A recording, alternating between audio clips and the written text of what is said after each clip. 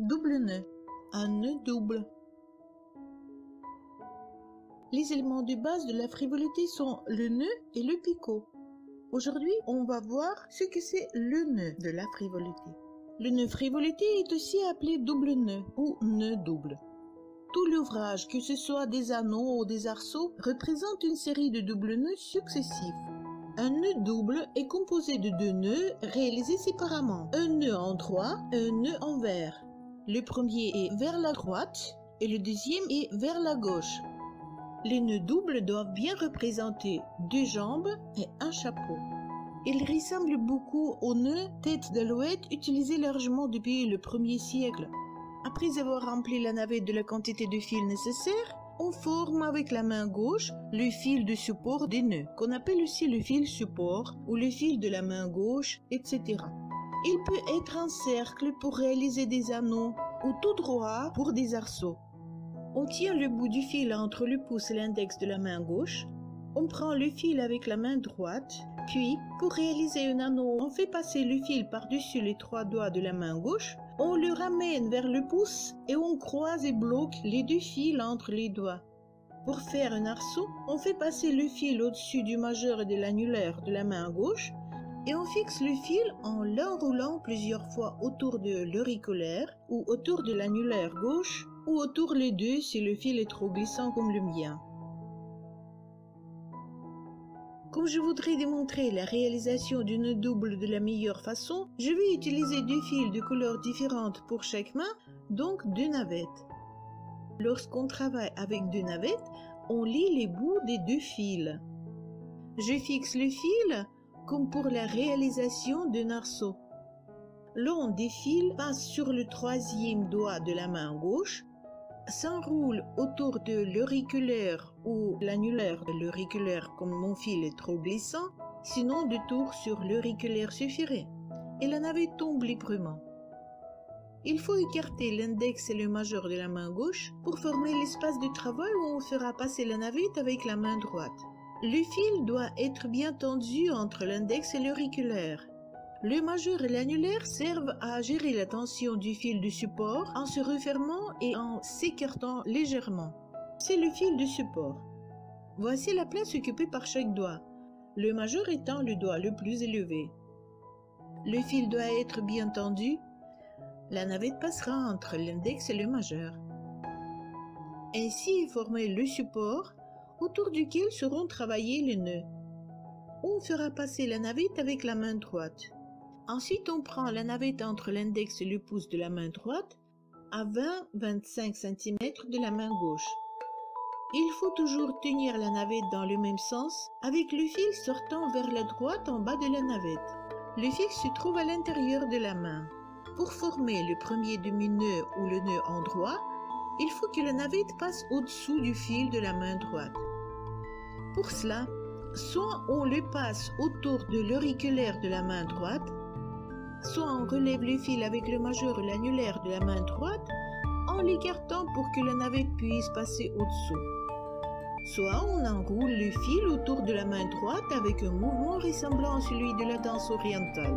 On fait avec la main droite un mouvement de rotation sur le fil en dirigeant la main vers soi, puis vers le bas pour que le fil passe au-dessus des doigts. On fait passer la navette d'abord par-dessous le fil de support entre l'index et le majeur de la main gauche, en laissant le fil de la navette passer entre la navette et l'index de la main droite. On contourne le fil de support et on ramène la navette dans la direction de l'arrière vers l'avant ou de gauche à droite. Le fil de la navette glisse maintenant entre la navette et le pouce de la main droite. Les nœuds doivent être faits avec le fil tenu par la main gauche et non avec celui de la main droite. Pour cela, lorsque la navette est passée autour du fil de support, la main droite avec la navette ne bouge plus. C'est le tour de la main gauche. Il faut diminuer la tension du fil de support. On baisse tout simplement le majeur en relâchant le fil de support, comme ceci. Maintenant, la main droite tend bien le fil de la navette vers la droite tout en restant immobile. Ces 2 mouvements font le nœud basculer. S'étant un peu entraîné, on va exercer ces 2 mouvements synchronisés automatiquement. avec les deux mains en même temps. Maintenant, le nœud s'enroule autour du fil de la main droite qui représente une ligne horizontale. C'est le fil de support qui s'enroule autour du fil de la main droite et forme ainsi le nœud. Le nœud peut glisser sur le fil de la main droite. Le majeur gauche termine le nœud en relevant et tendant le fil. Le nœud est serré et il coulisse lentement vers le pouce et l'index gauche. On peut renforcer la tension en poussant le fil avec la main droite vers soi pour que le nœud réalisé se rapproche bien du nœud précédent. Le transfert ou le basculement du fil est l'opération la plus compliquée pour les débutants, mais essentielle pour la réalisation des nœuds frivolité. Si le nœud est réalisé correctement et le transfert du fil s'est bien passé, alors le fil de la main droite doit coulisser à l'intérieur du double nœud. Pour le vérifier, on peut lâcher la navette et avec la main droite, tirer légèrement sur le fil de la main droite. Ce fil doit toujours pouvoir glisser à travers les nœuds. Sinon, il sera impossible de continuer à le mouvoir s'il venait à former lui-même un nœud, car il n'aurait plus le jeu nécessaire pour permettre l'allongement ou le rétrécissement de la boucle sur la main gauche pour faire l'anneau ou serrer l'arceau comme il faut. La seconde partie du double nœud se fait par les mouvements suivants. On passe la navette entre le majeur et l'index de la main gauche, mais cette fois-ci par-dessus le fil de support. On le contourne et on ramène la navette de gauche à droite sous le fil tendu.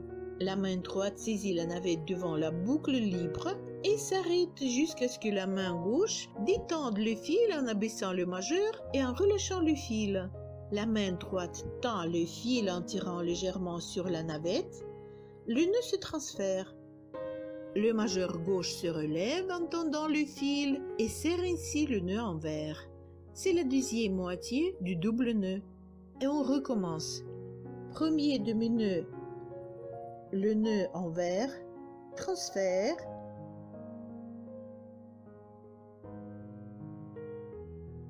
Et la deuxième partie du double nœud, le nœud envers.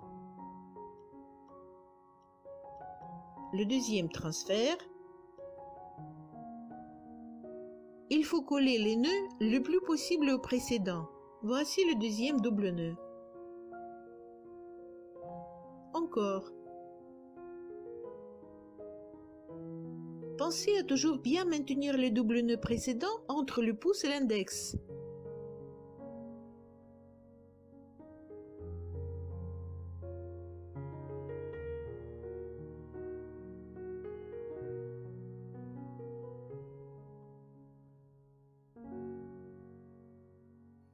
Et voilà le troisième double nœud. Encore.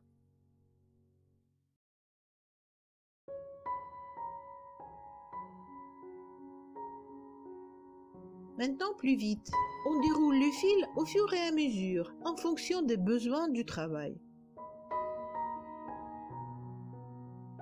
Il faut également veiller à ce que les nœuds soient bien alignés tout droit sur le fil qui peut coulisser à l'intérieur sans être tordu. Le chapeau des nœuds se trouve toujours en haut et le fil de support passe en bas dans les nœuds. La technique de la frivolité s'apprend effectivement dans la pratique. Pour mieux acquérir la sûreté des mouvements pour ne pas confondre ceux de la main gauche avec ceux de la main droite, on peut appliquer quelques astuces. Le bout du fil qui se trouvera entre la navette et la main gauche ne doit pas être plus long que 20 à 25 cm. Aussitôt que la navette aura passé par la boucle, on posera la main droite sur la table et on tendra fortement le fil en s'abstenant pendant ce temps de faire le moindre mouvement avec la main gauche. Lorsque la main droite a bien adopté sa position passive, le majeur et l'annulaire de la main gauche s'élèvent avec la boucle et la ferment en même temps qu'il s'écarte assez pour donner de la tension au fil. Par ce mouvement, on aura donc soin de ne pas oublier que le fil de la main droite ne doit jamais se mouvoir pendant que la main gauche est encore active, que ce n'est que le fil sur la main gauche qui doit former le nœud.